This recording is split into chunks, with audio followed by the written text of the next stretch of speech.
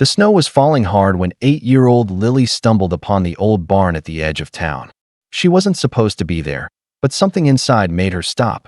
A faint whimper echoed from the shadows. When she stepped closer, her heart froze. A German shepherd sat trembling in the cold, his fur matted, his eyes dull with exhaustion. Around his neck hung a collar. With a crumpled note attached, Lily reached out with shaking hands and read the words written in faded ink. Words that would bring her to tears and change her life forever. And no one knew where the dog came from. But that message on his collar revealed a secret that broke every heart in town.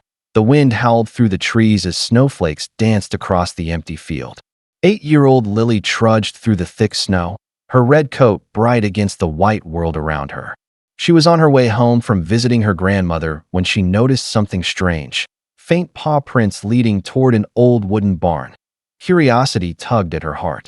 The barn door creaked as she pushed it open, the sound echoing in the silence. Inside, it was dim and quiet, until she heard it, a weak whimper coming from the corner. Lily's eyes widened. A German shepherd lay there, shivering, half buried in straw.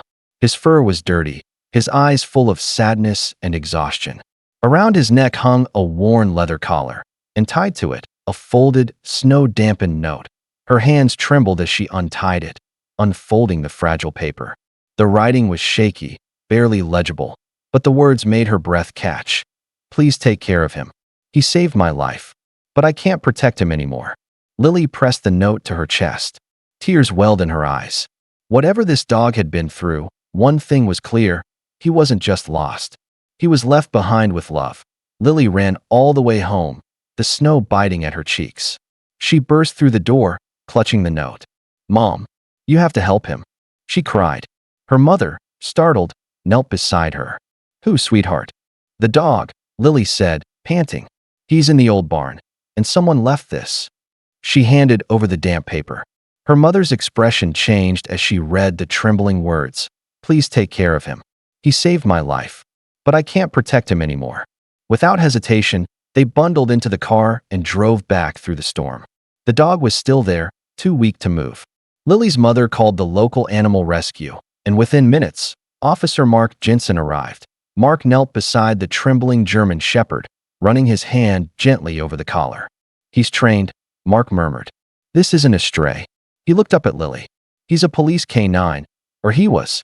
Lily's eyes filled with tears. "Then he's a hero." Mark smiled faintly. "Yes, and heroes don't deserve to be forgotten." As the rescuers lifted the dog onto a blanket, Lily whispered, "Don't worry, boy. You're safe now." In that moment, the bond between a little girl and a broken dog quietly began. The next morning, the German shepherd lay in a quiet corner of the town shelter, wrapped in a soft blanket. Lily and her mother arrived early, carrying a small basket of food and a scarf to keep him warm. Officer Mark Jensen was already there, speaking to the staff. "We scanned his microchip," Mark said, kneeling beside Lily. "His name is Thor. He was part of the K9 division, one of the best. But his handler went missing months ago after an explosion during a rescue mission." Lily's heart sank. "So the man who wrote the note, he was his partner?" Mark nodded slowly. "Most likely. Thor must have stayed by his side until he couldn't anymore." The dog stirred weakly at the sound of his name. Lily moved closer, whispering softly, "Hey, Thor. You're safe now." Her small hand reached out, resting gently on his paw. For a long moment, Thor didn't react. Then, with a faint sigh, he pressed his paw against hers. It wasn't much, but it was something. From that day on, Lily visited every afternoon. She'd sit by Thor's cage, reading stories, humming songs, and talking like he was her best friend. And slowly, the once broken K9 began to lift his head again, as if remembering what hope felt like. Days passed, and Thor's strength began to return. His coat looked healthier, his eyes brighter, but something still lingered, a deep sadness that refused to fade. Mark couldn't shake the feeling that the note wasn't the whole story. One evening, as Lily and Thor sat quietly together, Mark picked up the dog's old collar and examined it closely. The leather was thick and worn, but as he ran his fingers along the inside, something sharp pressed against his thumb. He pulled at the stitching, and a tiny piece of folded paper slipped out. It was a photograph. In it, Thor sat proudly beside a smiling man in uniform, his handler. On the back, written in faded ink, were a few numbers and letters. Mark squinted. "These are coordinates," he whispered. Later that night, Mark followed them on his GPS. The location pointed to a cabin deep in the forest, miles away, near the site of the old explosion. He called the local authorities, and together they made the trip. When they reached the cabin, Mark's heart nearly stopped. Inside, wrapped in blankets beside a wood stove, was a man, alive, though weak. He looked up as the officers entered, his voice breaking. Did you find him?" Mark's eyes softened. "Yes, Thor's alive." Snow crunched under their boots as Mark, Lily, and Thor approached the small cabin hidden among the trees. The moment Thor caught the faint scent in the air, his ears shot up. His body tensed, then trembled, not in fear, but recognition. His tail began to wag, faster and faster. Mark gently unclipped the leash. "Go on, boy," he whispered. Thor bolted toward the door, barking wildly. Inside, the frail man struggled to stand, tears welling in his eyes.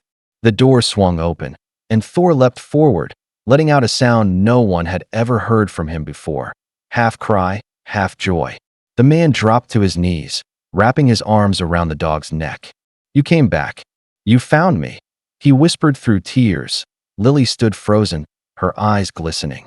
Mark's throat tightened as he stepped back, giving them space. The cabin filled with the sounds of soft sobs and happy whimpers. The man looked up at Mark, voice shaking. "I thought I was leaving him behind to save him. He stayed with me after the explosion. Wouldn't leave. When rescue never came, I sent him off with that note." Mark smiled faintly. "And he found the right person, this little girl right here."